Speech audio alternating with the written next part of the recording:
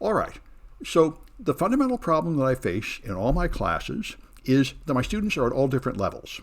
I have students who are completely new to security. They have an old broken laptop, a lousy internet connection, and they're very, very lost. And then I have experts that are working in the field and ready to do advanced things. And so that's why I've become very attached to this capture the flag format, which is intended to solve this problem. You have a series of puzzles running from really easy ones to really hard ones, and everybody can zoom up to whatever level is right for them.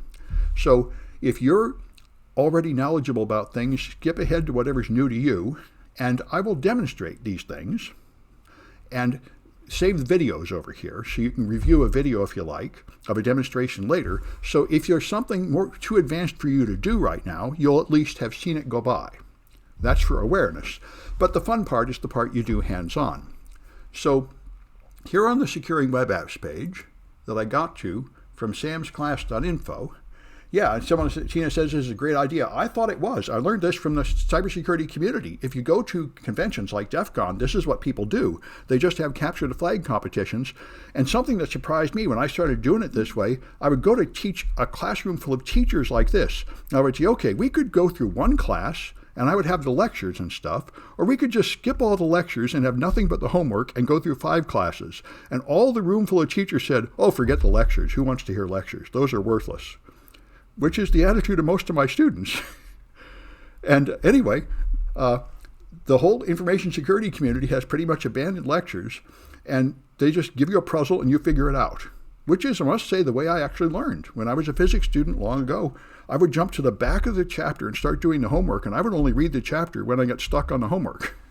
Then go back and try to find the answer. It just seems to be a more natural way to learn, and it's also what you really do on the job. I remember when I was a database analyst, clients would send me an email, I need this by 5 p.m. today, and I'd look at it. I've never even heard of that. I have no idea what it is. Well, Google it and figure it out. That's what we all do.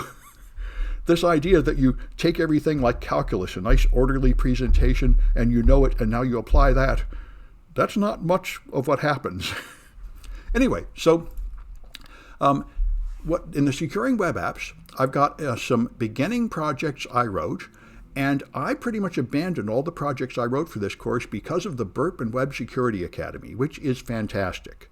This is written by the people who wrote Burp, and it is an online environment that is so much better than anything I made, where it spins up Docker instances for each student to use for just an hour or two. They're all customized. They all have exactly everything set up right.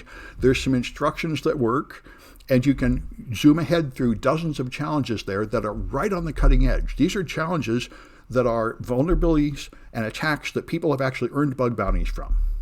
So they're much more up to date than my stuff. And so anyway, I have a few of my easier challenges just to get people started. And then I just say, work here in the academy.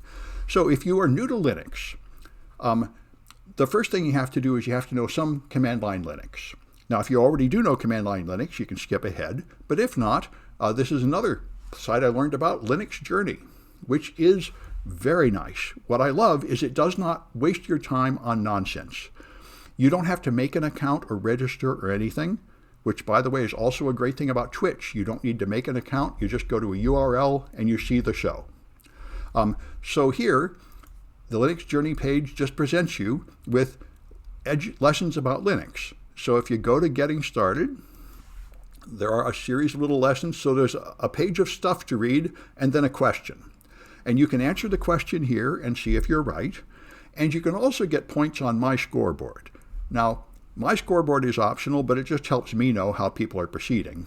So here I ask you, who developed Linux? And the answer is Linus Torvalds. So that's the answer that would be accepted here. And if you want to get on My Scoreboard, you go back to here, and there's a place to submit flags at the top. And this one, I had to assign numbers to these because they didn't number them. So I called these the 100 series and those the 200 series and so on. So the first one here is 101.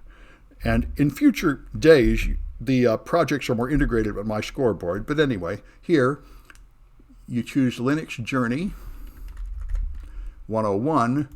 And I'm going to use this special name that will not go on the scoreboard. And then there's the flag goes here. and it's correct, so I'd be on the scoreboard. Anyway, I don't have any prizes or anything, so appearing high on the scoreboard is not of great importance, but it is a way to keep track of how people are doing. And anyway, so that's the first thing, is just start solving Linux Journey if you're new to Linux. And if you're not new to Linux, then skip ahead. But I just want to pause because in my experience, there's a lot of issues to solve. People who are blocked on firewalls, their machine doesn't work, they can't find the page and such. So start solving some challenges, and I'll be back. I'll be here to help you all along, but I'm going to stop this recording and post a video just for introductory purposes here.